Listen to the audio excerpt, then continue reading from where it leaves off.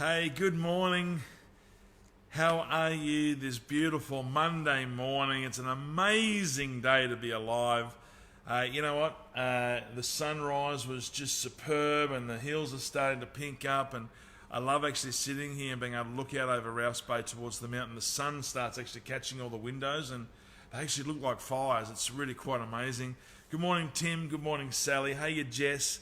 Trust that you are all well. You've had a great weekend.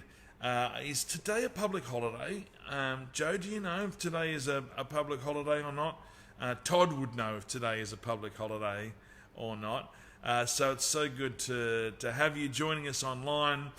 There's some few things that we'll be asking you to do this morning. We don't just want this to be something that you just are watching. We're really hoping that you can participate in. So thank you for your comments, and feel free to encourage one another. Feel free to bless one another. Feel free to speak some words of life and truth over one another. Let's preach this together this morning. What do you reckon? But I think, who was it? Catherine Smith was saying yesterday that she was having Anzac biscuits for breakfast. That's very un-Smith-like, but I bet they were good quality Anzac biscuits with no sugar. Good morning, Jasmine. So good to have you with us today. And Johanna's saying it's not a public holiday. I'm sorry, Joe. That must mean that you're working. But you know what? I love this sense of God's challenging me with some of my language. And I'm needing to change it from I have to I get to, and it's not a new revelation for many of us, but I get to go and do a whole bunch of things today, not I have to do things. So Joe, I really hope that it's you get to go to work today, you get to go and make a difference today, not you have to. Good morning, Karen and Craig, Toddy. So how about we dive in? I'm really excited about what God has actually launched in my heart this week for us all, and we're working towards a plan, and that is that we're working towards Sunday, where Karen and I want to bring the message of seek first the kingdom of God, and all else will be added unto you, building on this concept of promises, building on this concept of being proactive within a life of promise. How we're actually doing that, I think that's going to be huge. But the word that the Lord has given me is this concept of how do we win over worry. So I want to do 6 parts this week, Monday through to Saturday. How are we winning over worry? And I want to give us one declaration to make, one statement to make, and one action to take. So we're going to start with this statement. I'm wondering if you'll write this down with me. Jesus is doing this with me. Pastor George is with us, and he's just about to write in his comments bar, Jesus is doing this with me. I love the example that Pastor George has given us throughout his entire life, that he has partnered with, been a co-laborer with Jesus, not just sitting there and either trying to do it on his own, or indeed just expecting and apathetically expecting God to do it.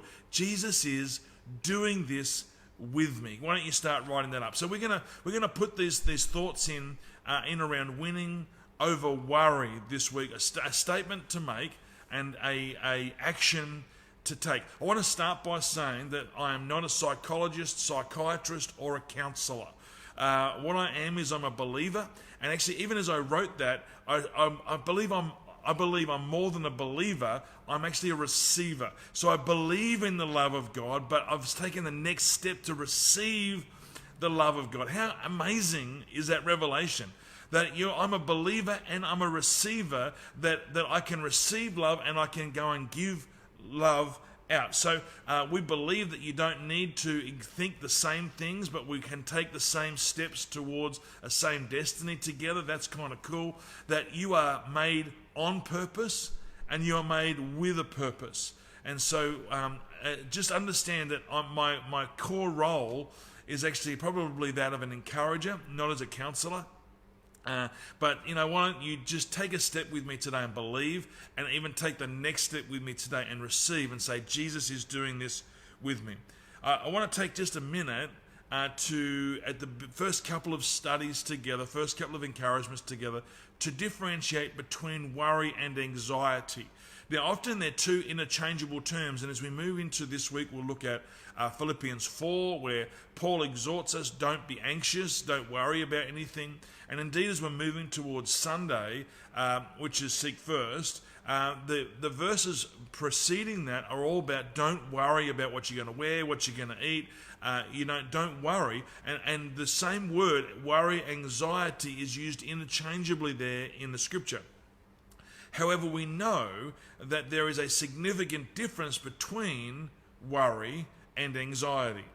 We understand that this is, again, from a psychological point of view, that worry is often something which is going on in our head. I'm not saying it's all in your head, but what I'm saying is worry often is something which is a transaction in our head, a conversation in our head, whereas anxiety results in something much more physical.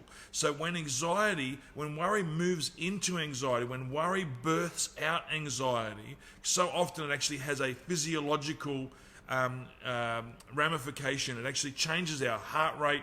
We sweat.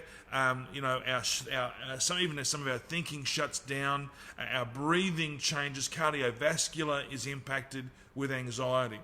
So why am I saying all this? Well, one, I want to talk about worry this week and not anxiety.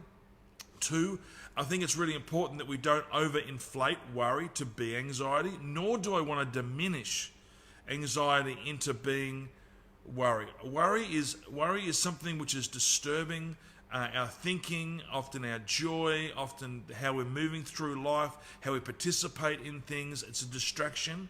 Anxiety is the giant that is trying to eat your lunch. And so I'm not going to try and tackle anxiety in 10 minutes a day.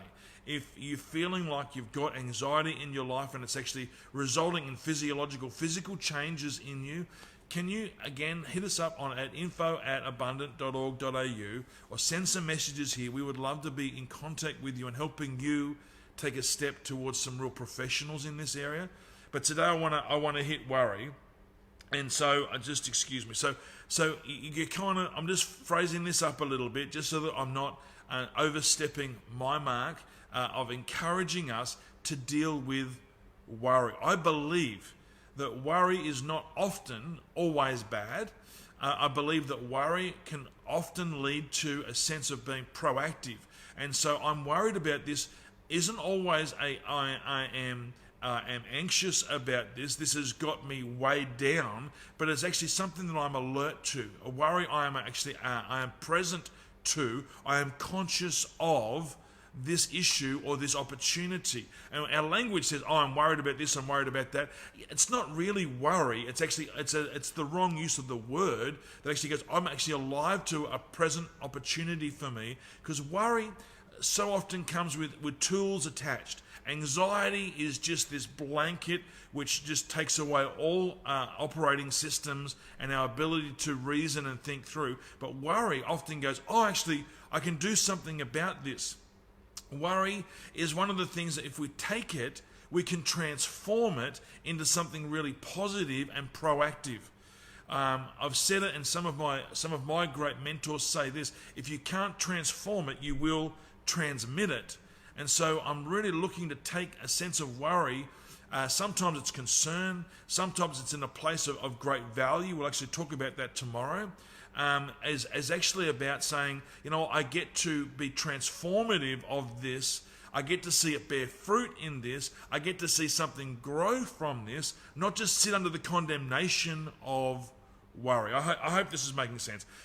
Really what I want to do is I want to lead us in today in Song of Songs, chapter 2, verse 15. You'll find this on our Bible app. Song of Songs 2, verses 15. And listen, it says this: you must catch the troubling foxes, those sly little foxes that hinder our relationship, for they raid our budding vineyards of love to ruin what I've planted within you. Will you catch them, and will you remove them for me? We'll do it together. And that's why we put up that statement. If you haven't had a chance to do that this morning, good morning, Dylan. If you haven't had a chance to do that this morning, why don't you write up, Jesus is doing this with me. We're talking about winning over worry. We're talking about the opportunity to transform something into something positive and not just be weighed down in the negative of it. We're talking about transforming both our language and our action. And I believe that worry can actually be really transformed when we realize Jesus is doing this with me. Let's have a quick look at this verse. It says, you must catch the troubling foxes that hinder our relationship, from the knocking off the fruit of this budding vineyard of love that is within you. First thing I really want to tell you is Jesus is actually saying everything I do is about building our relationship.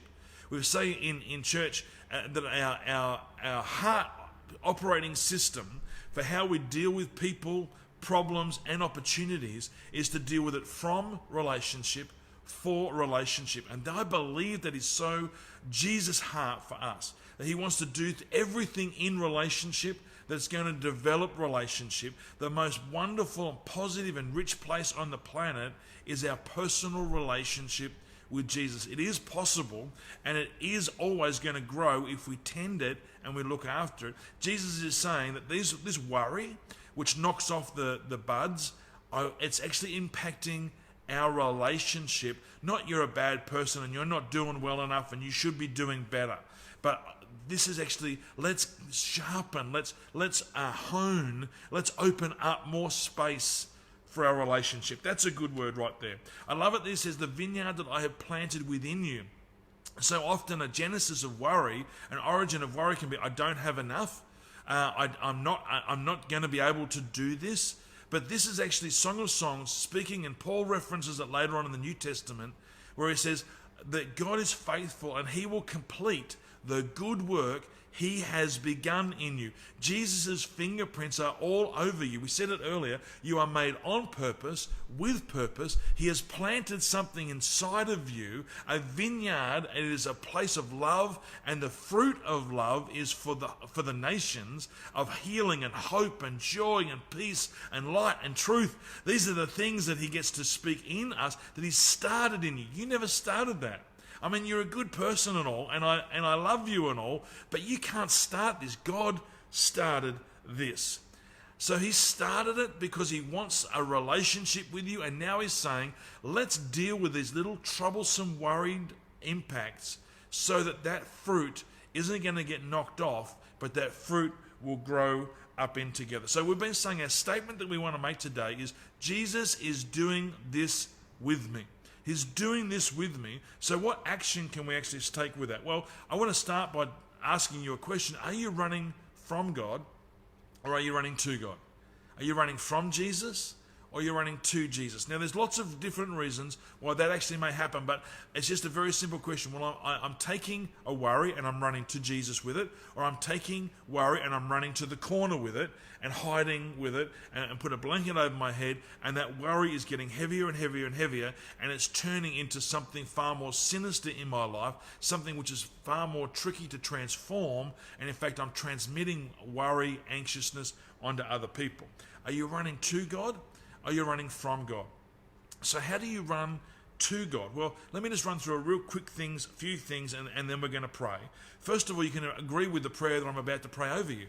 You can say, yes, Jesus, I don't just believe in you, I receive you. I take it from here and I rest it down into my heart. You can grab a couple of Bible verses, and if you'd like some more Bible verses today, again, why don't you email us at info@abundant.org.au and just say verses on worry, or just say I'd like something like that. I would love to send you some more Bible verses today on worry. Today is the last day just for this week that you could sign up for a Bible study that I'm doing with a raft of friends called So You Met Jesus. And it's 13 days of just some very basic Bible studies on the person of Jesus and our relationship with Jesus, and some of these foundational truths in dealing with worry mean that we run to God, not run from God. So you can hit us up for some Bible verses. You can say, I'd love to join the Bible study, and I'll be doing that in an hour or two. If you've missed it and you're watching this video Tuesday, Wednesday, Thursday, that's fine. We've got another chance next Sunday, next Monday to sign up, and we've got people who would love to do that with you. And finally, just when I get a chance to finish today, I'm going to pop up online our Spotify and our YouTube playlist, which has got a bunch of worship stuff in it, which means that we soak our thinking in something different. And you know, we don't need to chase foxes around with sticks. We get to position ourselves in praise. We get to turn our face towards Papa and go, you are the reason, you are good, you are life. And you know what? In that glorious light, the foxes have to flee. And so, friends, my time's done. Thank you so much for being with us. I can't wait to do part 2 of winning over worry tomorrow. Keep putting up that Jesus is with me and make that a statement you carry into your day. Jesus is with me. There's a couple of action points there. info@abundant.org.au will actually find a few connection points. And I just want to pray with you before we go. Father, I thank you that you have given us victory over worry, that you have not given us a spirit of fear, but of a sound mind, Father, and you have says, your word says that you have overcome the world, therefore we have overcome along with you. Father, I thank you for my brothers and sisters, that they would transform points of worry today into points of victory today. That if they actually are in need of extra support with anxiety, that they will have the courage to reach out, that they will have the courage to write to us and we can help link them up and sync them up with some other more specific help. But Father, today you have called us to take dominion over worry. It is not going to steal our fruit, our joy, our peace today, and that we have actually got something to give because we are made on purpose, for purpose, and you are doing that with us, Lord Jesus. Thank you. Hey guys, God bless you today. I really trust that you're going to have a wonderful way of actually practically loving somebody through a phone call, and an act of kindness, a word of encouragement. Go and love somebody. Have a fantastic day.